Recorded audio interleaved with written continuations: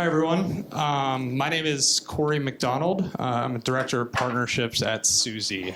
For those unfamiliar with us, Suzy is an end-to-end consumer insights platform that integrates AI-powered quant, qual, and high-quality audiences into a connected research cloud. Enough about that. Today's conversation is about embracing creators, content, and culture. To help us understand how to do that, I'm so thrilled to welcome two powerhouse marketers, Karen Harris, Vice President, Don Julio Tequila at Diageo, and Ashley Schapiro, VP of Marketing, Media, Performance, and Engagement at American Eagle.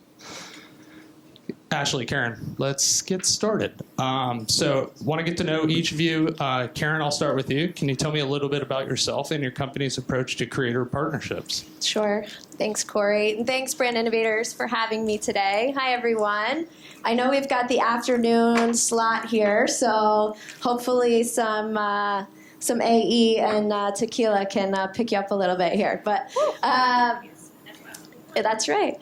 But hi, everyone. Karen Harris, as Cory said, Vice President of Don Julio Tequila at Diageo. And I've been at Diageo for over 10 years, and it's really been a joy to bring these brands to life and culture.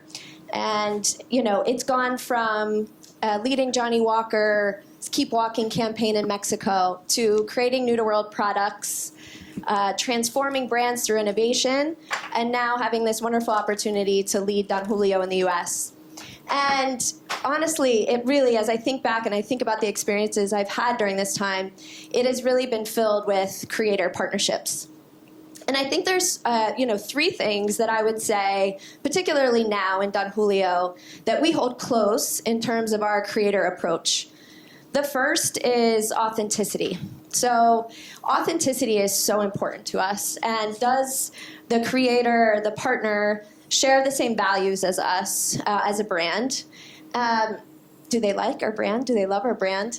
And is it someone that, we feel we can build a mutual relationship and mutual trust with? Because trust is so important in these creator relationships. The second is longevity. So we look at and approach partnerships really from a place of this is not a transactional type of interaction. We want to build relationships with these creators. And we look for the opportunity to build a long-term relationship. On Don Julio, we talk about La Familia all the time. And it's all about bringing these creators into our family of Don Julio and keeping them there. We want to stay in this tight relationship with these creators and bring them into our brand. The last one is really about co-creation. And I'll bring this up probably multiple times, but we never write a one-sided brief.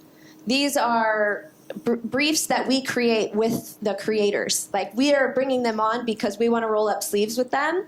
We want to bring our visions to life together. And it's so important that we can co-create this work together. So co-creation is a big part of it for us as well. Amazing. Ashley? She did a really good job. So hi, guys. I'm Ashley Schapiro, American Eagle.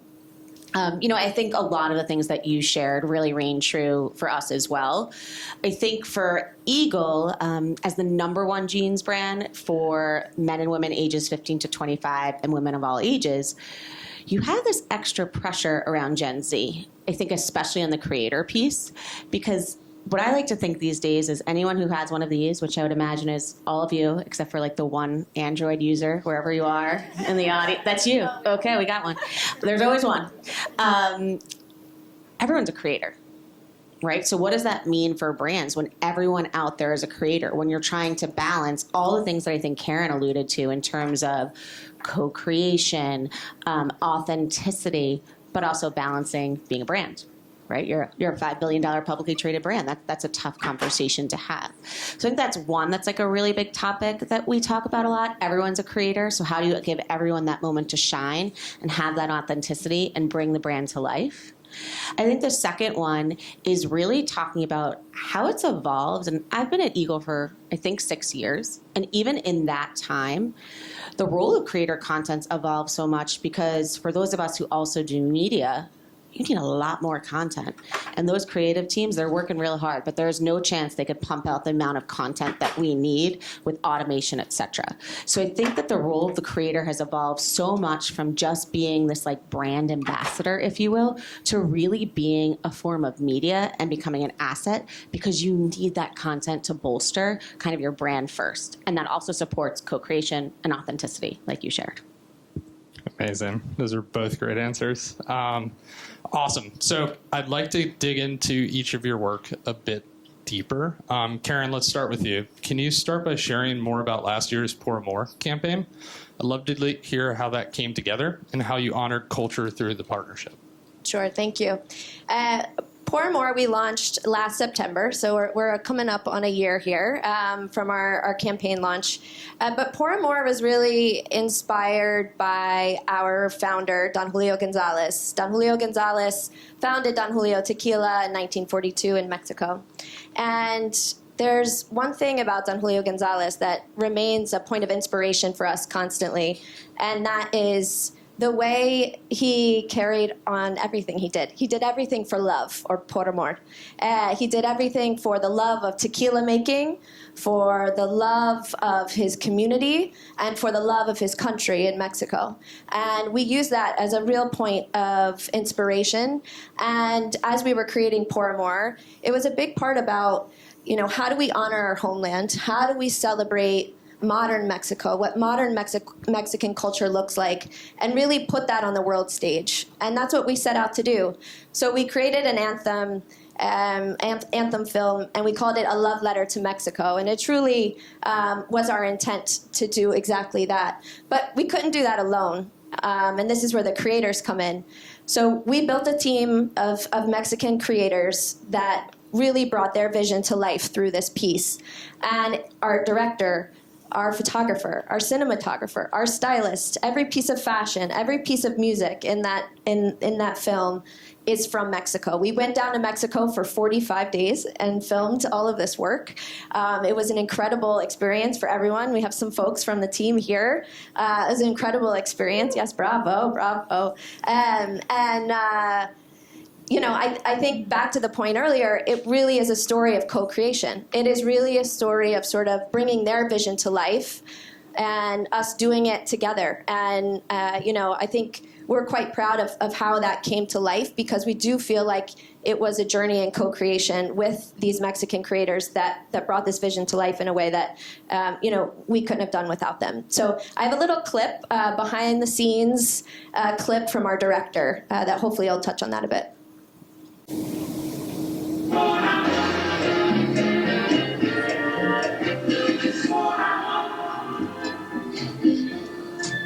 Para mí es enseñar todos los colores de México, como los buenos, como los malos, como los más o menos. México es muy grande, México es muy mágico. Lo más importante es que la población de México está feliz con esto, o que digan, wow, ¿cómo es que pusieron esto? Justo todos los días despierto y estoy como de, a ver, ¿en qué momento alguien me va a decir que estoy muerto? Soy tan loco que me están dando esta oportunidad increíble para escribir una carta de amor de nosotros, de nuestro equipo, hacia México.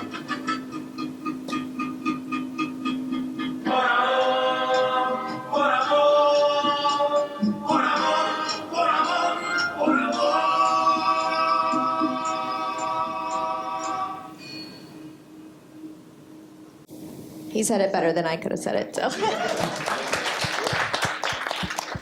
I think we all want some tequila now after that video. Awesome. Ashley, American Eagle has an ongoing Live Your Life campaign. Can you tell us more about the campaign, who you're working with in 2024, and how you decided who to partner with? So this is my first time speaking in a public forum about the campaign, because it just launched last Thursday. Amazing. Kudos. And honestly, some of the people in the audience know me. I'm not like super emotional or anything like that, but this is probably one of the most proud moments I've had for myself and for my team and for the brands. So if I ramble on, cut me off. I was going to tell you the story a little bit differently, but after I heard what you said, it sort of inspired me to tell you it a little bit from how it started or how it came back to life, because Live Your Life was actually the brand's motto like 20 years ago. And then, new CMOs come and they go, and we all change them and all the things. So we sat down as a leadership team, and we're really thinking about what is this thing that's like more than jeans that we want to stand for as a brand, and how can we really cut through? And obviously, the whiteboard's out, we've got all the things. And we started talking together, my friend Janice and I, and we were saying, working here, because you talked about like the love from your team, and it just made me think of it. We want to show people what it's like to work here and how we feel, and we want them to feel that way when they leave our stores. So what's that about? So we started just talking about just like little niceties between the two of us. So we like to talk about our kids, Karen and I. Ariel called it out. Like when my daughter broke her arm, my peers sent her like a teddy bear with a balloon. Or just like all these like little things, or like the fact that like everyone holds the door open for each other. I know it's really silly, but we've all worked in places that weren't like that. And part of that's about like telling people like it's okay to live your life. We know that being in these four walls seems like everything right now, but you've got a dog and you've got a wife and you've got a mother and a house and bills to pay and a boat or whatever.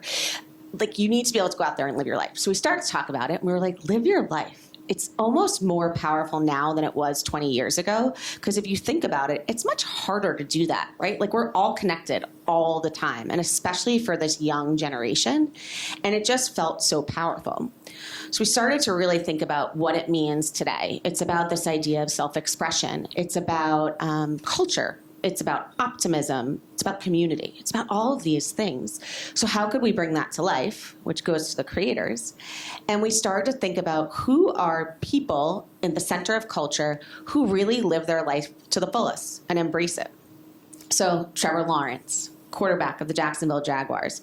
I mean, honestly, any football professional athlete, they are living their life to the fullest every single day. They are focused. They're on track. And he's just like such a wonderful human.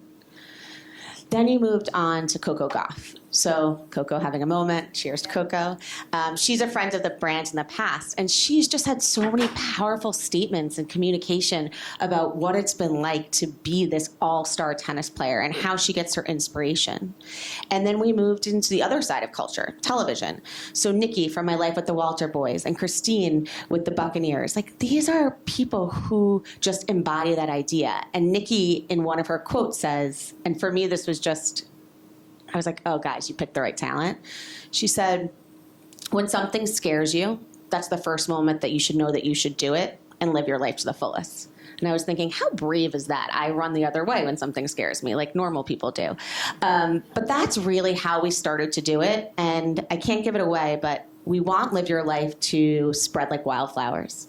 We want it to be everywhere. We want everyone to shout it from the rooftops. And you're going to start to see how real creators, not that the people I just mentioned aren't real, but a little bit more attainable or a little bit more authentic people, not celebrities, are going to bring this message to life in the coming weeks. So go live your life. I'm so excited. And you want to see the clip? The clip is insane. Insane. I should have done the clip first. All right, let's do it. Live your life. Live your life. Live your life. Live your life. Live your life! Be who you want. Who are you? Do what you want. Live your life. Live your life. Live your life. Live your life. That's the point. That's a good question. I think it's different for everybody. Live your life. Figure that out. Live your life. Only you can be you. And just me. Live your life. Live your Just life. live your life. Live your life. Do you know what you should do? What? You should live your life. That's phenomenal. And I wish I had Trevor Lawrence's hair. It's wonderful. It's so good. Amazing. Back to you, Karen. Can you tell us a little bit about Don Julio's Oscars moment? I'm really excited about this. That was such an interesting way to integrate your product into the show. I'm sure the audience would love to hear about it. Sure, and congrats on the launch. It's really wonderful. Yes, I could talk about Oscars a little bit. I'll start with sort of what was our intent going into it. So 1942 is our luxury variant with Don Julio. If you've tried it, if you haven't, you should try it. But 1942 is often synonymous and a pinnacle of celebration. And so we wanted to cement 1942 as a pinnacle of celebration. And we are also launching our 1942 minis, so small size bottles. And we were trying to figure out what is the most epic toast moment we could create for this brand to introduce our mini 1942 bottles? Well, enter the Oscars. And what better way to do it than Hollywood's biggest night and raise a glass to Hollywood's greatest night with the stars on the red carpet. And this is where the creator story comes to life, because Diageo is a longtime friend of Jimmy Kimmel. And Jimmy Kimmel has been a partner of our brand and been a partner with Don Julio for many years. And we enlisted Guillermo. Everybody knows Guillermo. And so we enlisted Jimmy Kimmel and Guillermo, and we said, look, we want to bring together the most epic toast moment that's ever happened. And we want to do it live in the Oscars, and we want to do it with 1942. And when you want to talk about a story of trust and co-creation, this is that story. And we said to Jimmy, look, this is what we want to achieve. This is the story we want to tell. This is how we would love for this to come to life in the Oscars. And that was it. And we handed the reins to Jimmy. So when we walked into the show that night, we did not know what the script was. We did not know how that was going to come to life.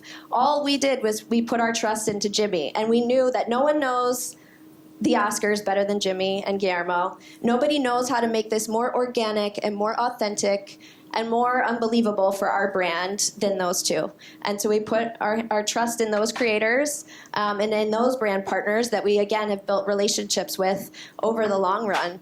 And they created something really magical for us. So I do have a clip of it. If you haven't seen it, I'll show you quickly. I'm in a little bit of a daze. Somebody handed me a shot of Don Julio in the middle of the Oscars last night.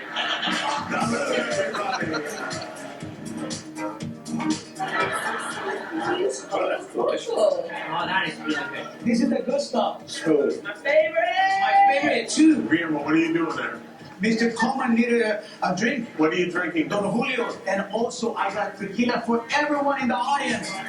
Yeah, I think we should do a toast. Everyone, raise your glass. I love everyone here. And I love you, Jimmy. I love you too, Guillermo. And I love tequila. I love my beautiful wife, Miss Charlize Theron. I love you. You're my angel. Salute, everybody. Salute, everybody.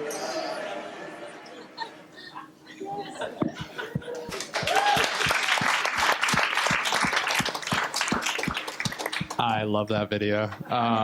I also told Karen yesterday that I was going to wear the gold jacket. Could not find that gold jacket, but soon I will have my hands on it. Next one, Cory. I'll be looking. Amazing. That was such a great moment. Ashley, to you. So you also have brand partnerships with organizations like It Gets Better Project, Headcount, Special Olympics, and Feeding America. How do you collaborate with these organizations to create campaigns that feel authentic to both you and your partners? Yeah, I mean, I think the organizations you just shared, also I'll throw in Bring Change to Mind, which is mental health. They're all organizations that center around the things that we know Gen Z cares about most, right? Mental health, LGBTQ plus rights, voting. So I think number one, it's about finding things that you and your customers and your brand are aligned with. I think in terms of the co-creation, they have these fleet of creators and ambassadors who really are part of their family. So we leverage them to create the content so it really does feel authentic. And I think that's a really big part of it, is finding the right partner who feels authentic to your brand. Like you're not engaging in something that just doesn't feel like something a jeans brand would be talking about. And then second of all, leveraging them to tell the story because they tell it best. So that's sort of been our secret sauce for that. Really proud to be the #1 contributor for both It Gets Better as well as for Bring Change to Mind. And we also were the #1 brand to get people to vote for Headcount 2 years ago. So really proud of the work that the team does on that piece. And I would tell you that there's more to come with a new foundation launch happening later this fall. That's amazing. Yeah, That's awesome to it's good. hear. I'll go back to you and then to Karen. How do these partnerships impact your brand's image and customer engagement? Yeah, I mean, I think that's similar. I think that participating in things that your customers care about most is always going to be a great way to engage with them. So I think that what you have to do as a brand is look at the KPIs around projects like this and really level set in terms of what you're trying to do. And ultimately, all the marketers in this room, your job is actually quite simple. It's to get people to fall in love with you, right? And there's all different ways to get customers to fall in love with you or drinkers.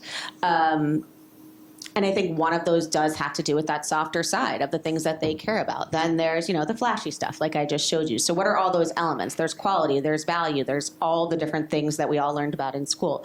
But I don't know if there's like a KPI against it. Of course, we can all look at, Y pulse and consideration and all those things. And I think that's important. But ultimately, I think especially with young people, it's sort of a rite of passage that every brand just should be participating and doing good for the world.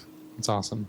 Anything else on your end, Karen? No, I love that. I love that response. And I think just to add, the only thing I would add to that is, you can learn more from just listening to consumers than you're ever going to learn from a research report of any kind. And I think just listening to the consumer conversation and the response to the content, I think that's the beauty of content creation today. To your point earlier, it's a constant conversation. And so there's a ton of opportunity to just learn from consumers directly from them.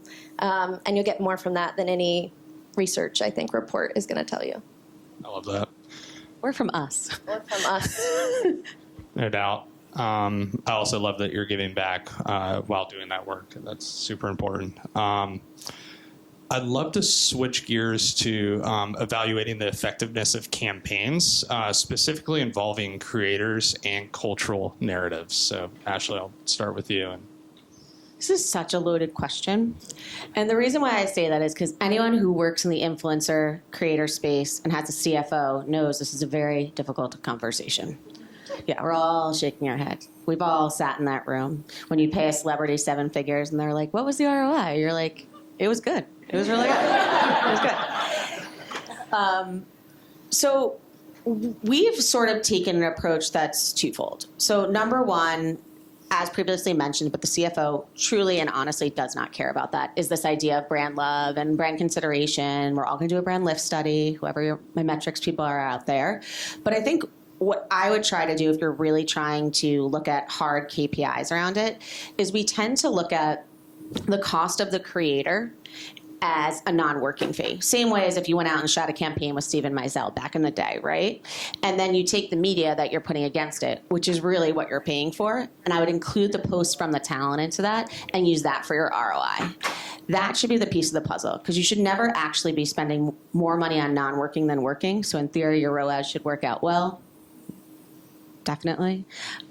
So that's sort of how we do it. I mean, from a true KPI and analytics perspective, but you can't really put a price tag on brand love. You can't really put a price tag on consideration, on the acquisition efforts that you're going to get from, working with the Trevor Lawrence. For us, very honestly, that's a test. We've never worked with an NFL quarterback before.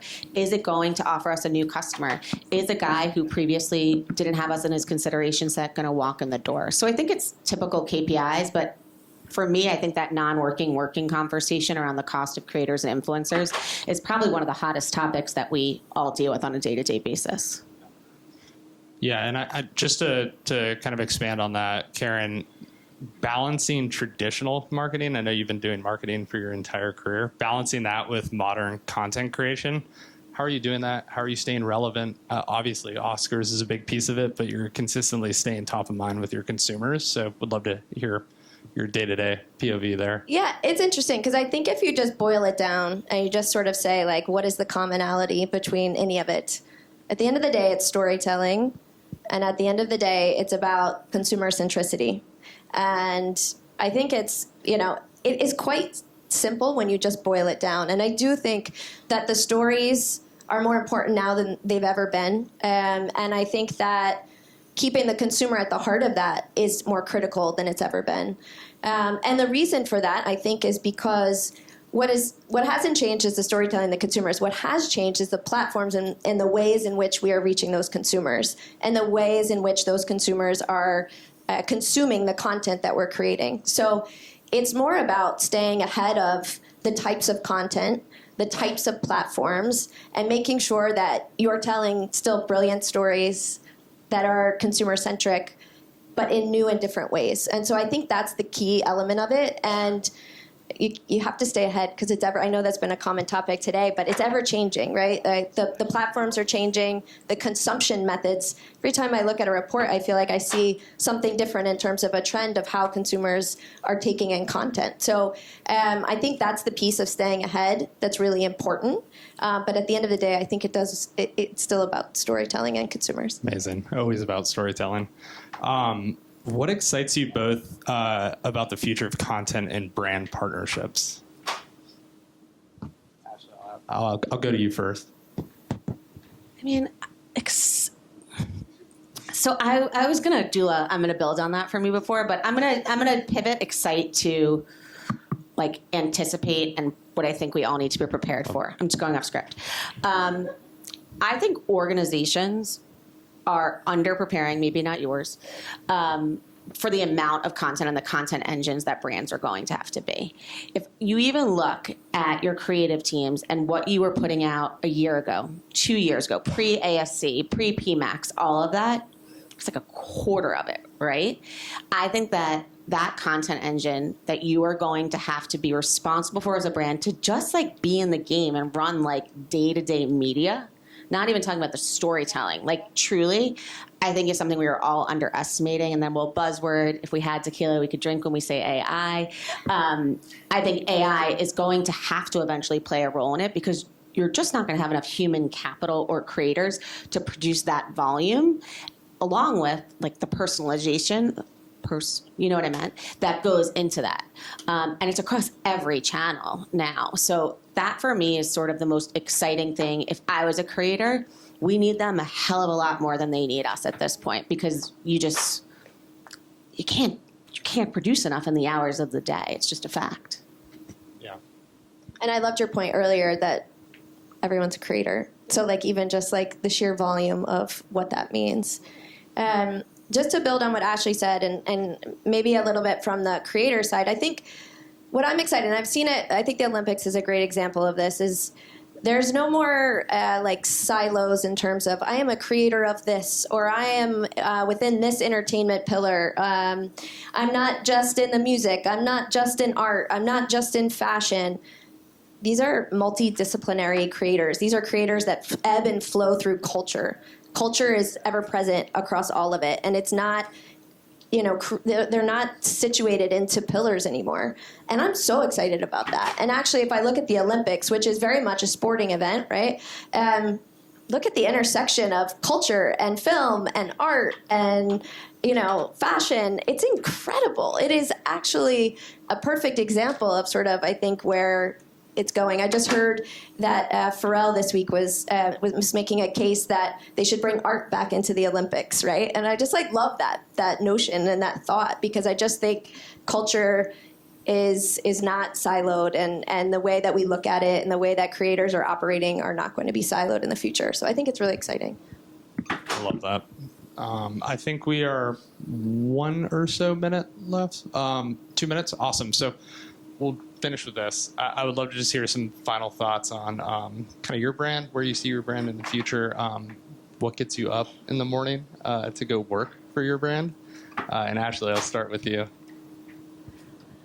I really, truly love what I do, and I know people say that, but I actually really do. I work with amazing people across the board, and what gets me up at night is I love having a job where every day is different. Every day we're innovating. I love to challenge. I love to push and think about what's next. So a perfect example would be on the day of the Live Your Life launch, we had the Live Your Life 2.0 brainstorm. That's sort of how I roll.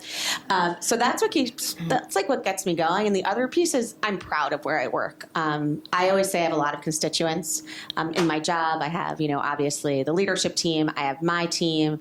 Then we have the press, we have the investors, we have all the people, but I also have the responsibility of being a human and being a parent. Most of the people who I know, their kids shop at Eagle, and I want to be proud of the work we're putting out, and I am. I'm really proud of our message and the things we do. So that's what gets me going. I think similarly, I would say just so much passion and appreciation for the work that we do on Don Julio.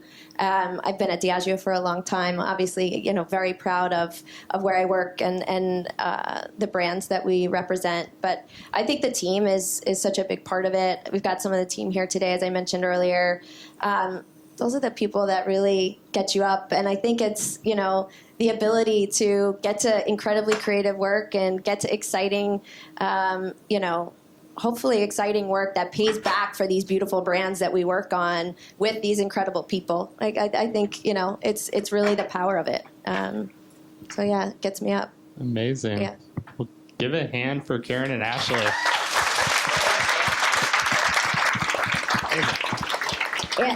And for Cory, great And for moderator. Cory, go yeah, Cory. Yeah, I'm gonna get a gold jacket. The gold jacket. I'm going to make one plug before I hand over the mic. October 1st, Diageo is going to be hosting a Brand Innovators event. It'll be inclusivity in marketing, inclusivity and diversity in marketing, and we hope that you all can join us at the Diageo headquarters. So. And Ariel just reminded me, and very importantly, during Hispanic Heritage Month. So obviously, we will enjoy some tequila. We will talk about some, important topics around inclusivity. So thank you.